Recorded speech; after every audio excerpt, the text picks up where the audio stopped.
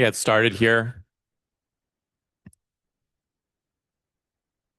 So hi everyone, I'm Francis, one of the chiefs.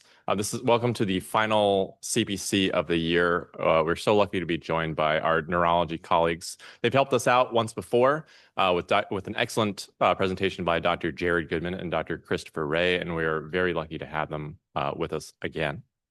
And this brings us to the end. And I want to have a big thanks to the neurology department for the increased collaboration that we've had this year. We increased the integration for the orientation for our neurology interns.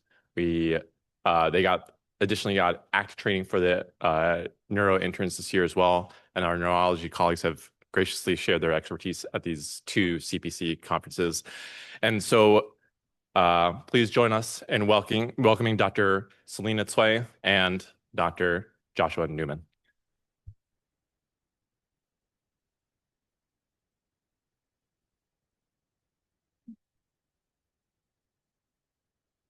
Thanks so much, Francis, and hi, everyone. Yeah, we're so happy from the neurology department that you guys are interested in learning more neuro, and thanks so much for inviting us to give a couple of CPCs this year and hoping that there'll be interest in continuing these in the future. So we're going to get started. I'll just do a quick introduction. Our expert clinician today is Dr. Joshua Newman. He's an assistant professor with the neurology department in the neuromuscular division. Bit about him, he majored in neuroscience, did his undergrad at the University of Virginia, got his medical degree at Georgetown University, and then went on to neurology residency with our program here at WashU and Barnes-Jewish Hospital, and then completed a one-year clinical neuromuscular fellowship also at WashU. He now is a clinician educator and clinical trialist. He splits his time between our teaching services and is a very beloved educator with the residents on our stroke and general services, attending in the resident continuity clinic and seeing his own patients in the neuromuscular clinic, as well as doing electrodiagnostics in the EMG lab and serving as an investigator with clinical trials at the ALS Center.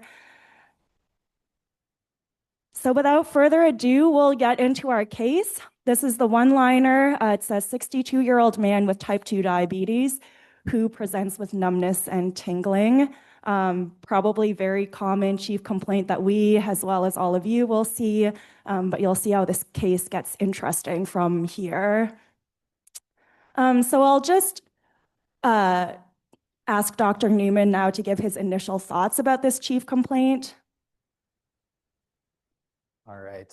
So thank you all for inviting me. This is my first chance to do a CPC, so hopefully it's fun and we all learn something. So yeah, like Selena said, this is an extremely common chief complaint coming into my clinic, in the neuromuscular clinic. So just briefly, initial thoughts, 62-year-old man, so getting older, we're thinking about probably more likely to be something acquired than genetic, but I'll keep sort of adult onset genetic things in my back pocket. Type 2 diabetes, I think, it's going to be a good example of probably not all things that sound like neuropathy in somebody with diabetes are diabetic neuropathy. So hopefully we'll see if there's some red flags like prominent weakness, asymmetry, or aggressive rapid course that help, decide whether this is likely related to diabetes or something else. And since it's a CPC, I'm guessing it's not going to be diabetic neuropathy.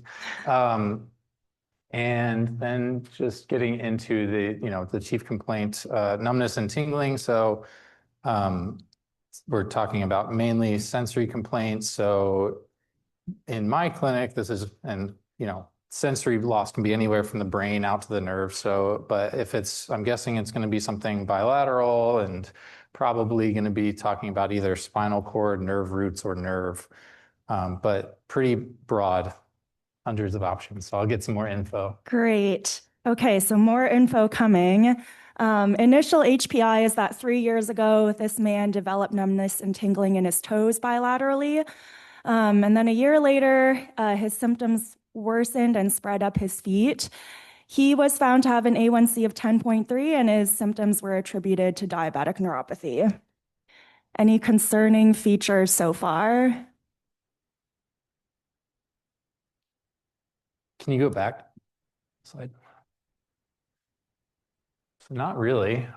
So it's chronic, progressive, bilateral. Yeah, if you saw this in the chart of a patient, you wouldn't question it and say they have diabetic neuropathy. Yeah. I'm happy with that. Yeah, so far Yeah. uncontrolled diabetes and distal symmetric sensory predominant likely neuropathy. There's nothing jumping out yet. Great. Correct answer. More history. After another year, he developed weakness in his legs and worsening numbness. He started having falls to the point that he required a cane and then a walker as his symptoms progressed.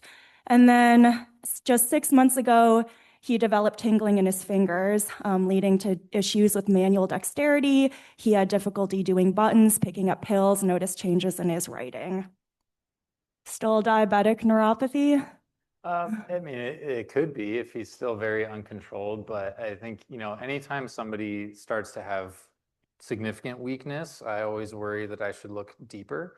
And because a lot of neuropathies that cause significant weakness, like foot drop, for example, there may be something compressive that can be fixed. There may be an underlying immune or vasculitic problem or something like that that might be treatable separate from managing diabetes. And anytime somebody's progressing to the point of being sort of disabled, cane, walker, wheelchair, that progression, it's always important when somebody's got something that's really disabling to think a little bit harder about it and make sure that you're not just blowing it off as diabetic neuropathy, control your A1C, here's some gabapentin.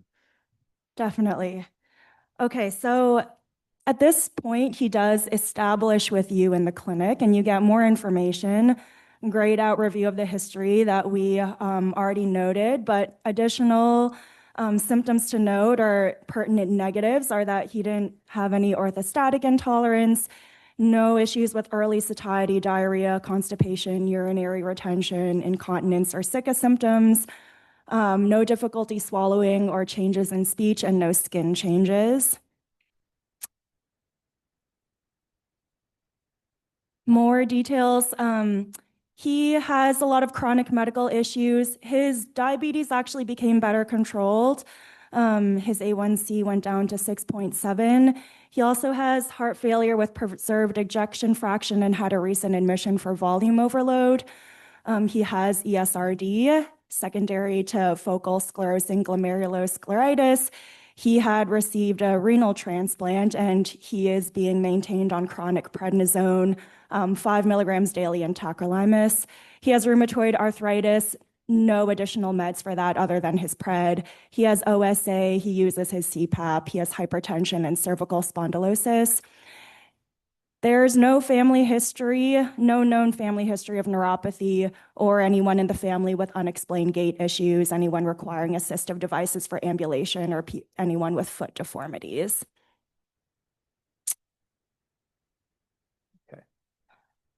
In terms of his medications, not too much to note except for the pred and tacro already mentioned. He has some antihypertensives. He has aspirin and atorvastatin for cardiac reasons, BMX and insulin. He was independent prior to developing these issues. He lives with his wife. He used to drive a transport van for a rehab center. No significant travel history, no concern for exposures, no substance use. Okay. Then we'll move on to his exam. Apologies to our medicine colleagues if this is not as detailed as what you usually do, but on his exam, notable findings are that he had mild pitting edema in his bilateral feet. He had a normal work of breathing on room air, and his abdomen was distended but non-tender. He had no skin changes, no rashes. And then on to the neurological exam. This is much more abbreviated than what we would usually report and definitely what we would test, but just for the sake of time, mental status, cranial nerves, and coordination all intact. His motor exam, he had normal tone. You can see his strength by MRC grading, which is out of 5, 5 being full strength in the table. His sensory exam and reflexes are also notable. I'll just take a moment to pause and ask you what you think about this localization. Yeah. So just before we jump into that, going back to the history, so some of the pertinent negatives, so there's thinking about what systems are involved. So when we're talking about like a neuropathy, we're thinking about sensory, motor, and autonomic. So you're telling me there's not really any prominent autonomic dysfunction, nothing above the spine like bulbar symptoms, no skin changes. So there's not that many things that are going to be associated with skin changes in neuropathy, but some things like Poem syndrome, for example, they might have hyperpigmentation. Sometimes vasculitis can have skin involvement. So maybe those are less likely, but I'm not going to rule anything out based on that, especially with a, neurologist skin exam. But yeah, you can go forward. And then on the past medical history, the diabetes is better controlled. So the fact that he's continuing to progress pretty relentlessly with good diabetic control, again, gives pause in blaming this on diabetes. Some of his other medical history, HFpEF, sometimes I work closely with Dr. Mitchell in cardiology and think about like cardiac amyloid a lot. So like that's something I might consider if that hasn't been evaluated for. Somebody with RA, are they predisposed to other immune disorders? The other things are probably less helpful. And then there's nothing clearly in the family history suggesting anything genetic. In the social history, there's no clear bad habits or exposures to suggest any sort of toxic etiology, and the meds aren't ones that I would be worried about causing neuropathy. And yeah, and then on the exam, so pitting edema, he's got heart failure and ESRD, so not clearly related. When we think about neuropathies with edema, it's something I think about with sort of amyloid, Poem syndrome, sort of paraproteinemic neuropathies, but in this case, it's mild and he's got other conditions that could explain it. So I don't know if that's related, and there's no other sort of clues here. So we got a lot of history. Yeah. So the audience here, what's the problem in your mind that you're trying to solve, right? So this is a 61-year-old with history of diabetes, RA, ESRD, heart failure, who is coming in with 3 years of progressive sensory motor dysfunction, with so far a pattern that sounds like it's going to be a primary nerve or nerve root problem rather than something in the brain or spinal cord. But it sounds like, and from the exam that we briefly looked at, it sounds like he's got too much weakness for this to be accounted for by like diabetic neuropathy. So just because he has diabetes doesn't mean his neuropathy is going to be diabetic. So we need to start thinking broader, and it's becoming progressively disabling. So we want to make sure that we think about things that are treatable as well. And then getting into the neuro exam, so the metastasis and cranial nerves are okay, no surprises there. And he's got a very symmetric, almost perfectly symmetric pattern of diffuse weakness, proximal and distal. Some of the distal weakness may be a little bit more severe, but proximal and distal rather than, so most neuropathies won't cause much of any weakness, but if they do, it's usually distal predominant. So proximal and distal weakness makes me think that we might be dealing with something that might be affecting the nerve roots as well. So polyradiculopathy or polyradiculoneuropathy rather than just neuropathy. That goes along with the reflexes as well. So, I mean, if you can have areflexia and bad diabetic neuropathy, but complete areflexia may sometimes suggest something that might involve the roots as well. And then can't get much out of the gait exam. And sensory, so he's got length dependent, pretty severe vibration loss and proprioceptive loss. If we didn't have the reflexes, loss of vibration and proprioception can either be from large nerve fiber damage or posterior column spinal cord, but in the presence of absent reflexes, it's more likely more peripheral. Yeah, so far it seems like a symmetric either polyradiculopathy or polyradiculoneuropathy rather than just peripheral neuropathy. Okay, great. So you gave us your thoughts. What would be your next steps? As a neuromuscular doctor and electromyographer, I would definitely want to do EMG nerve conduction study next to confirm the localization as well as to get some more characterization. Is this, is it nerve root, or combination? Is it axonal or demyelinating? Are there any specific features of the abnormalities that we might find that can guide further testing? And I mean, if I saw this person in clinic, I usually send labs that I'm thinking about already, but we can probably do it more stepwise and talk about electrodiagnostics and then labs, unless Okay, you want yeah. some labs. Great. Yeah. So he did get electrodiagnostics next. You're right. I'm gonna present you the findings, the raw data I also have in here if you want to look through it in more detail. But notable findings, he had small to absent lower extremity motor and sensory responses and relatively preserved upper extremity motor and sensory responses. Maybe as we go through these findings, you can tell us what you're thinking about how they translate into something clinically meaningful or how they help you characterize the patient's issues. Yeah, so small sensory responses tells me that there's something outside of the spine, outside of the nerve roots, because with a pure radiculopathy or polyradiculopathy, the snap or sensory nerve action potential will be spared. So there's definitely something involving distal or more peripheral than the sensory dorsal root ganglia outside the spinal cord. Small motor and sensory nerve conduction responses most commonly are going to reflect axon loss, but we'll need more information about like the conduction velocities and whether there's conduction block or something like that that might explain these with more demyelinating physiology. Mm-hmm. Okay, he had prolonged distal motor and sensory latencies throughout the upper and lower extremities and uniform intermediate slowing of motor conduction velocities throughout the upper and lower extremities. So those are things that you could see with just diabetes. Diabetes can definitely cause axonal neuropathy with intermediate slowing of conduction velocities and some prolongation of distal motor latencies. I'd want to know a little bit about the degree of that, like the prolongation especially. When we talk about uniform slowing of conduction velocities, if we think that there's a demyelinating component, uniform slowing is more typically associated with hereditary demyelinating problems like CMT, Charcot-Marie tooth, but also sort of paraproteinemic demyelinating neuropathies that are often associated with like what we would see in POEM syndrome or with like Waldenstrom's with an IgM, MGUS type situation.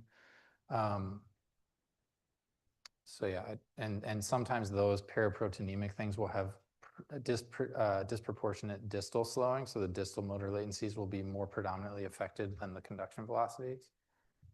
Okay, no conduction block. So no conduction block makes you less likely to think about something like CIDP, and it doesn't sound so far like we have any overt demyelinating features, but I'd have to look at the data to see if the distal motor latencies fall into what would be sort of a demyelinating.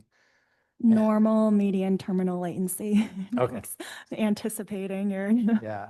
So the terminal latency index is a measurement or calculation we can do to see if there's disproportionate distal or proximal slowing. And some things like MAG neuropathy, which is an IgM associated neuropathy, can have a really abnormal terminal latency index where the distal motor latencies are disproportionately prolonged, but I'm not seeing that here, so not helpful.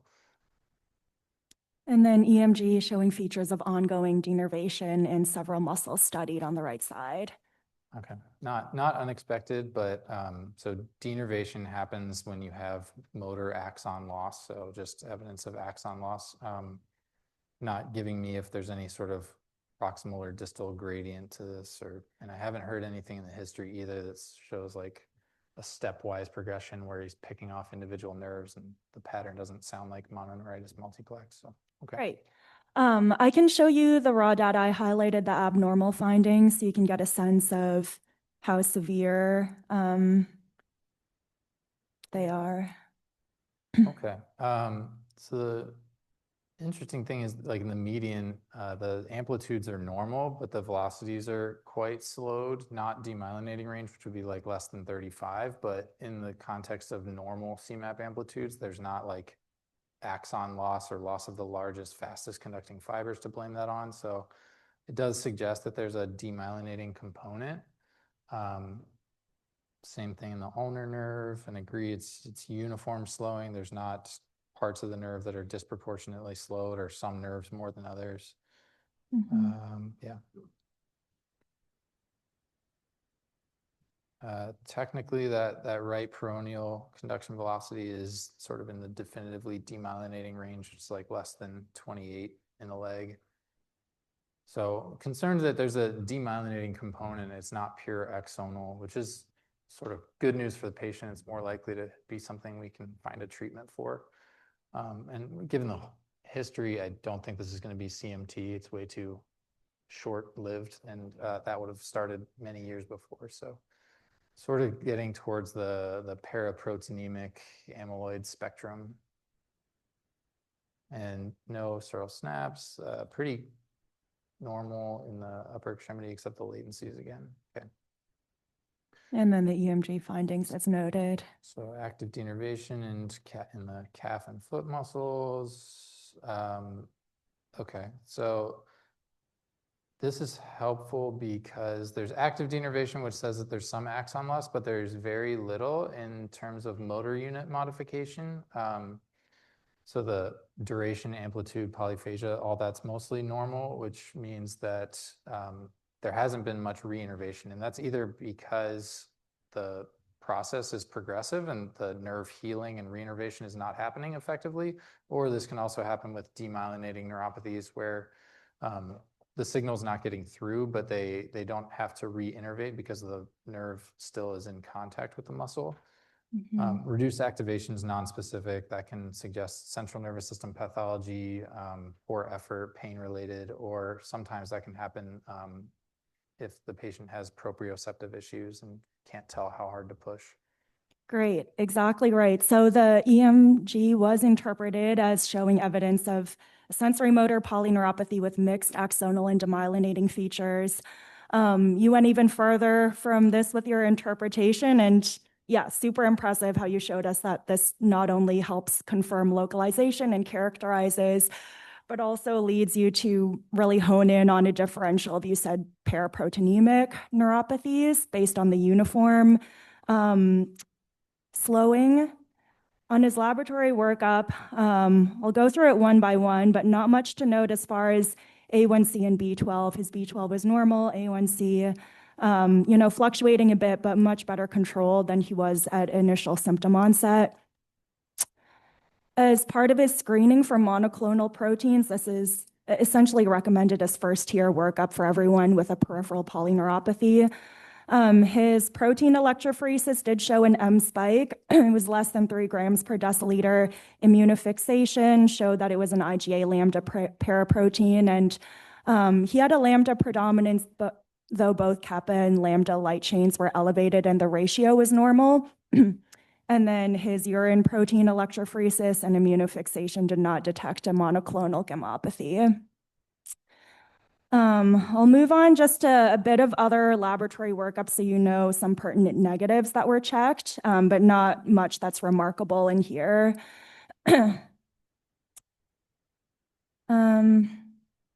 Okay, so what are your thoughts on the monoclonal gammopathy?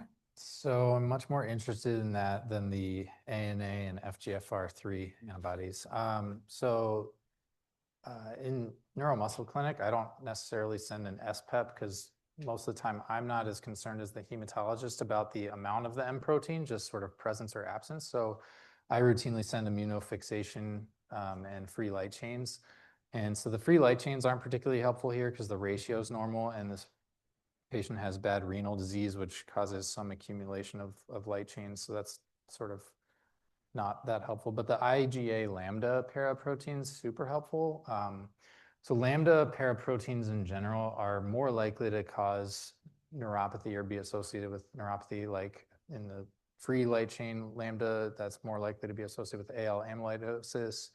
IgM lambdas are more likely to have demyelinating neuropathies. IgA and IgG lambda are the first and second most common associated paraproteins with POEM syndrome. So IgA lambda with this history and electrodiagnostics and exam is really concerning for POEMs.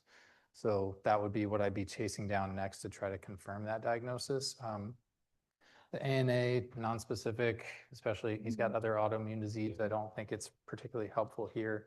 The FGFR3 antibodies are really, of the neuropathy antibody panel antibodies, that one comes back positive a lot and is often not really all that helpful or specific. The NFL is just a biomarker of, in this case, axonal or neuronal injury. So that's highly elevated, but that's sort of consistent with what we're seeing clinically and on the electrical studies. Great. Okay, so at this point, you're concerned for POEMs based on the peripheral neuropathy and monoclonal gammopathy and the specific characteristics of each disorder. Is that right? Yep. Okay. Okay, great. We're going to shift gears a little bit. Now that we've talked about the neurology, I will let you know that concurrent to this, he had some medical updates. He had a recent admission for edema and ascites.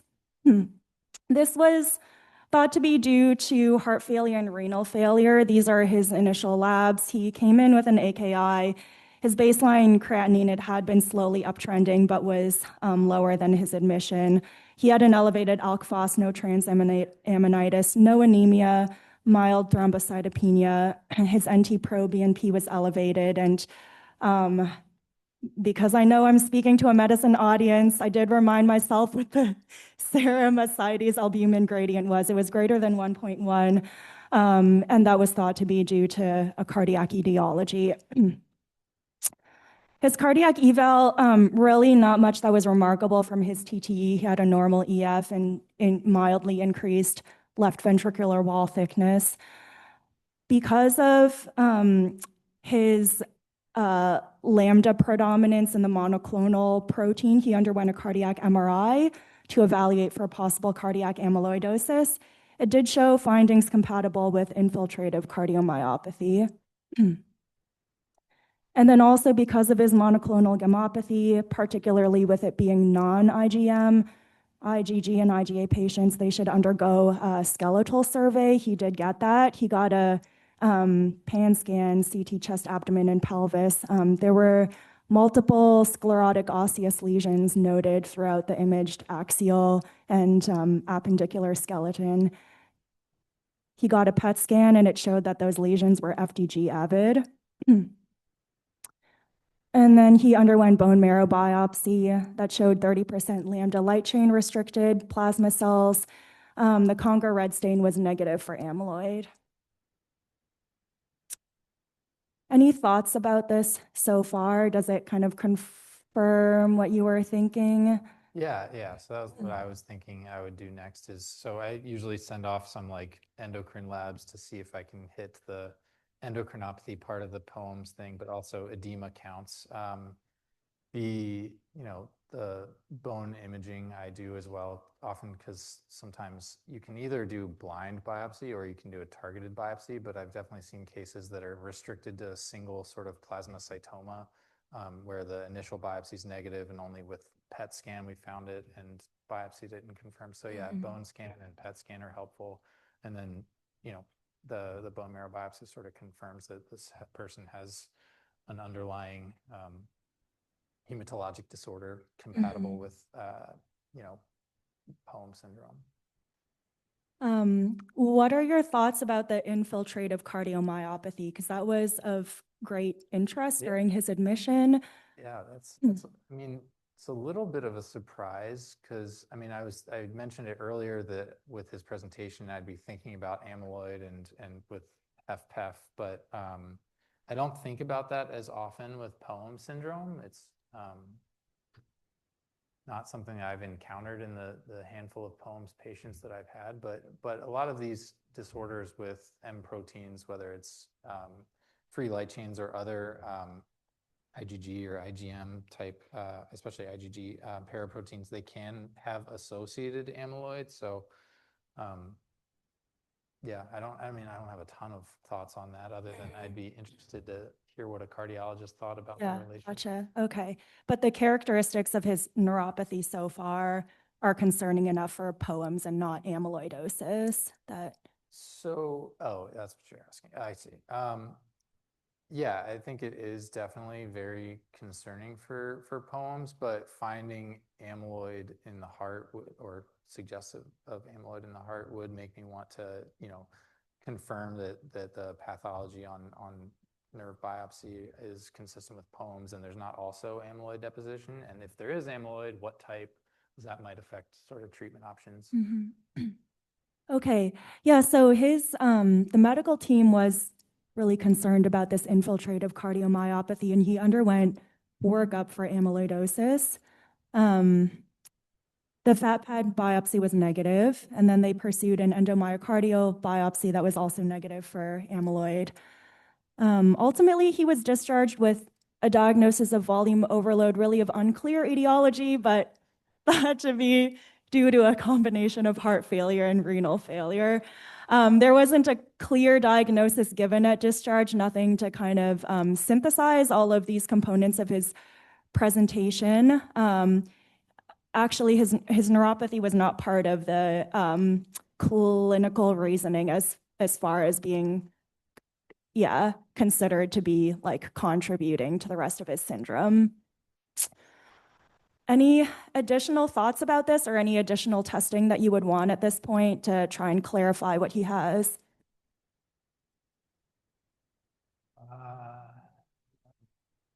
Or do you think it's POEMs? I mean, I think it's, but you could consider nerve and muscle biopsy. I don't know that it would necessarily change things. This is, definitely at the point where I would be calling my colleagues in hematology and oncology and saying, hey, I think this person has POEMs, like they have the neuropathy, the bone lesions, the IgA lambda, lambda plasma cells on bone marrow biopsy. Yeah. Are there any other lab tests that you do for POEMs? That I do or that hematology does? Oh boy.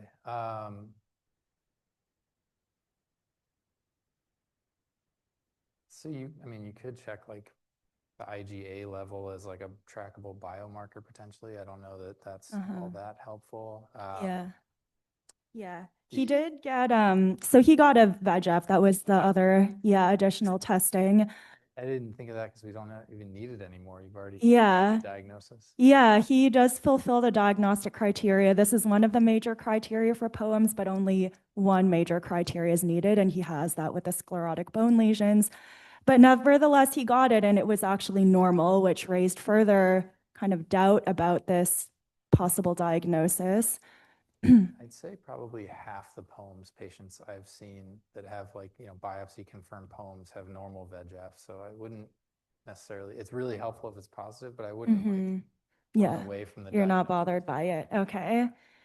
Okay, so at this point, it sounds like you don't even need, I was going to say a final diagnostic procedure was performed, but you're clinically confident that maybe you would pursue nerve biopsy, but you wouldn't essentially need it at this point. That's what you're thinking. I'd be interested, but I'd have to sort of weigh whether I'm doing it for academic reasons or because I need to convince hematology that I think it's POEMs and we should because that treatment's really more for them than me. Yeah, you need to convince hematology. So the final diagnostic procedure was performed, and I'm going to invite our neuropathology fellow, Dr. Brendan Crumley, to talk about the path results.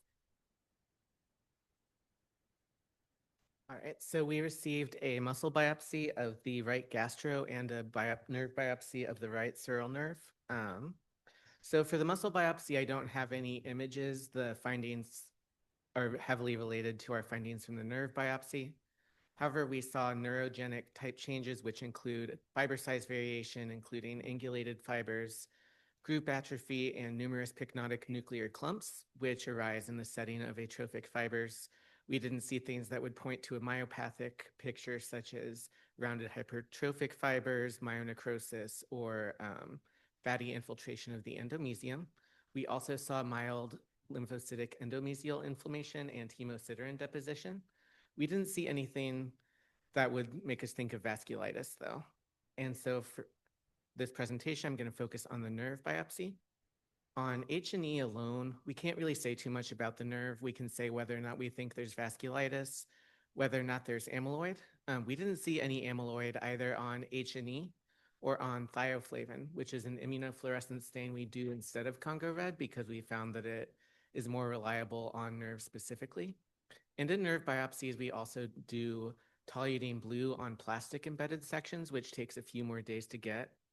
So on this low power picture, we see, and you might have to kind of imagine it a little bit at low power, there is a loss of myelinated axons, both larger and smaller axons. And then this higher power picture confirms that we don't see as many myelinated axons of either large or small caliber. And then, all right, so this darker blue represents myelin. And you can see some axons that don't have the myelin around them. We also see some axons that are myelinated, but the myelin sheath is what we call thin for caliber. That's pretty solid evidence of prior degeneration and regeneration. And I don't have a great example in this photo, but there are also regenerative clusters of smaller myelinated axons. And then this picture reinforces the same thing. We don't see as many small or large myelinated axons as we might expect. We see regenerative features again. And then there were also several areas in the plastic section that showed macrophages. And because of the clinical concern for poems along with other entities, we also performed EM on this specimen. And one significant finding that's more notable on this right photo is that we have kind of these multiple bands within the myelin. And that finding is called uncompacted myelin. I'll go more into detail on it later on, but it's a pretty characteristic finding, even though it's not pathognomonic. We can see the nucleus here. And again, some nice myelin. This is probably the nucleus of a Schwann cell. And these images were all taken by Dr. Robert Schmidt, who is our division chief and a guru of EM. And so these show some infoldings in a myelinated axon, which are definitely unusual. This shows what's called whorled myelin. These aren't necessarily indicative of a specific disorder, but they are interesting to note. So I wanted to talk some more about the significance of uncompacted myelin. So Schwann cells essentially myelinate axons kind of like a jelly roll. And this leads to myelin being compacted as cytoplasm is extruded from that structure. And once compaction is finished, myelination is considered complete. But when myelin is uncompacted, it suggests that this myelination either did not complete or completed and then something pathologic happened afterwards. There's a similar finding on EM called wide space myelin that can be easy to mix up with uncompacted myelin. And the main difference between the two is something you can only see on EM. Myelin is composed of a major dense line, this darker line here, and then two intraperiod lines. The major dense line is formed by fused Schwann cell membrane proteins, and then the intraperiod line is formed by two Schwann cell membrane proteins that don't actually fuse, hence the single and double line. Now with the uncompacted myelin, the major dense line doesn't fuse, and so you have two distinct lines with Schwann cell membrane in between them. But then with widely spaced myelin, you have intraperiod lines that don't oppose each other, so you don't have that membrane in between them. And I spoke with Dr. Schmidt. He said that's a pretty reliable indicator for us on EM that we're looking at uncompacted myelin rather than wide-spaced myelin. And uncompacted myelin is associated with poems, but it's not pathognomonic. Wide-spaced myelin is associated with other conditions, such as an anti-MAG neuropathy. We ended up signing out the EM addendum for this case with a comment that the findings are reminiscent of poems. Nerve and muscle biopsies, unless we see something like vasculitis or amyloid, we're going to put a lot of words in our comment that basically say everyone's favorite pathology phrase, please correlate clinically. We can't diagnose poems outright off of a nerve biopsy, but it does add to the clinical picture. And this picture just shows an example of myelin wide spacing, which looks pretty similar to uncompacted myelin, but If you see enough of these types of photos, and these are all from both WashU Neuromuscular's website run by Dr. Pestronk, there are some images from Dr. Schmidt's Neuropath Atlas as well. If you look at these enough, you'll be able to see the subtle differences that can help you distinguish myelin-wide spacing and uncompacted myelin.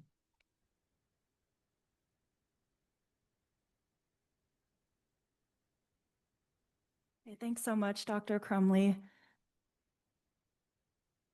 Any final thoughts or no? Well, I think this is poems with normal VEGF, and I think that's really helpful. And the distinction between wide space myelin and uncompact myelin is something I'm glad that you were here to explain, and I didn't have to reach into what I know about neuropathology, because I usually rely on Dr. Pestronk, Dr. Schmidt, and Dr. Buccelli to help me out there. But I'd feel strongly that this patient needs to be treated for poems. Mm-hmm. Great. So that was the neurologist's diagnosis as well, demyelinating neuropathy due to the POEM syndrome.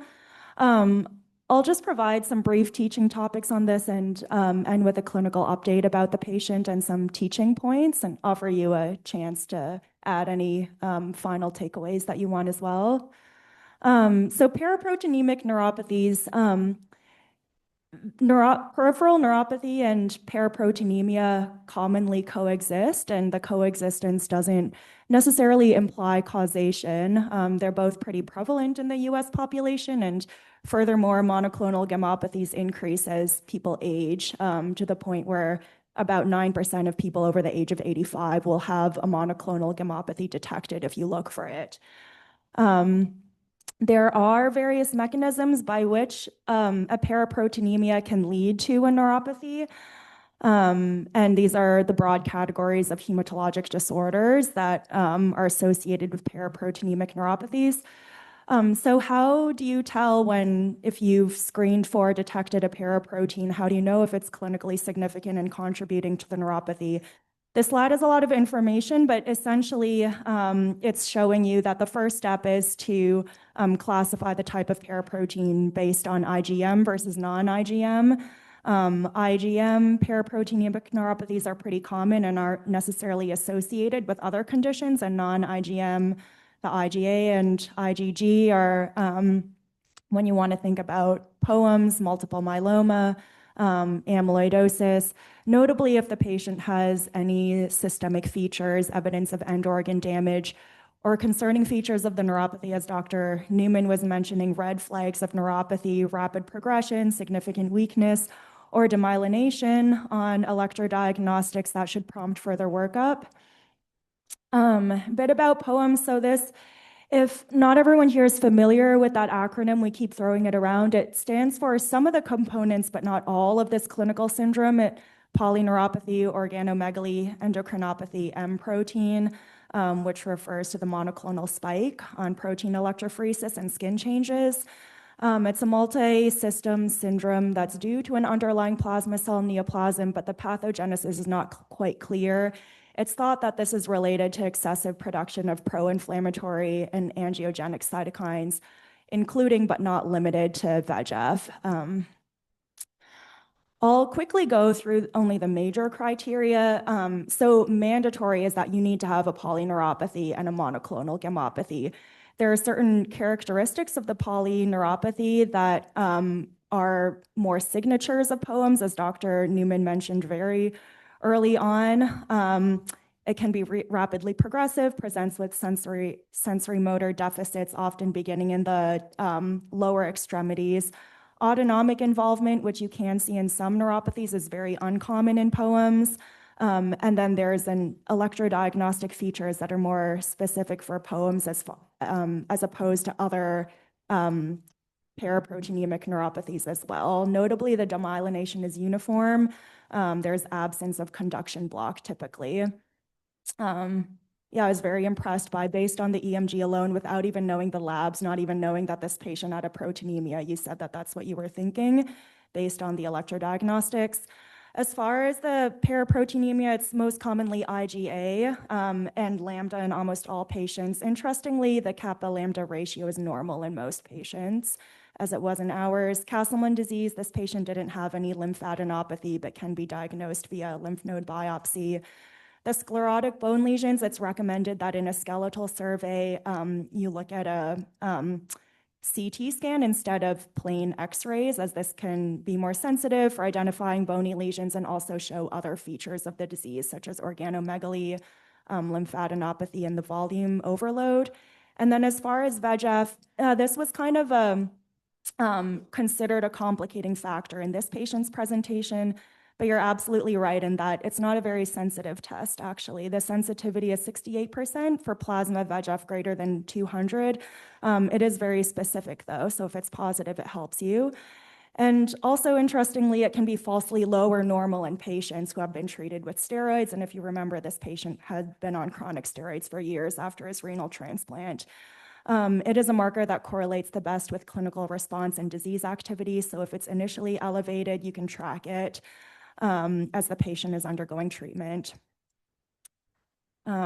These are just some reports in the literature of how patients who have received steroids can have normal VEGF, and that there is even a case report of VEGF being normal initially and then getting elevated later on into the patient's clinical course. As far as the treatment, it's really directed at the underlying clonal plasma cell disorder and different based on the extent of plasma cell infiltration. So over 3 bone lesions or clonal plasma cells on bone marrow biopsy would qualify someone for being offered stem cell transplantation with induction melphalan. And if ineligible for stem cell transplantation, if the disease is too advanced, there are other options. And then fewer bony lesions and no clonal plasma cells, an effective therapy is just radiation to the affected sites. The neuropathy can be very responsive to treatment. It can stabilize or improve. Put in a note on light chain amyloidosis, because this was a big part of this patient's discussion with his clinical course, notably with his VEGF being normal. People were confused about that, as well as the infiltrative cardiomyopathy. So light chain amyloidosis can be associated with any type of monoclonal gammopathy, but light chain only and lambda restricted is the most common. And there are common neuropathy features that were notably quite different from this patient's presentation. An example of how just characterizing the clinical features of the neuropathy can be very helpful in refining your differential. There's usually early and prominent autonomic involvement. Bilateral carpal tunnel syndrome is common due to amyloid deposits in the nerve distally, and then it tends to present as a painful length-dependent sensory motor neuropathy, not that specific. The electrodiagnostic features are also a little different. This polyneuropathy due to amyloidosis is axonal. And then the diagnosis does require demonstration of amyloid deposition in tissue. Realize we're running a little over time, so I'm almost done, but you start with a fat pad and possibly bone marrow biopsy, less invasive biopsy sites, and those combined have an 85% sensitivity. If they're negative and you're still clinically concerned, you can biopsy a targeted tissue or organ such as the nerve or the heart. And then cardiomyopathy mimicking cardiac amyloidosis in POEMs. This has actually been reported before. As you noted, Dr. Newman, although a lot of organs can be affected in POEMs, it's very uncommon for cardiac involvement to occur due to POEMs. It has been reported, and even with cardiac MRI findings that seem to mimic cardiac amyloidosis.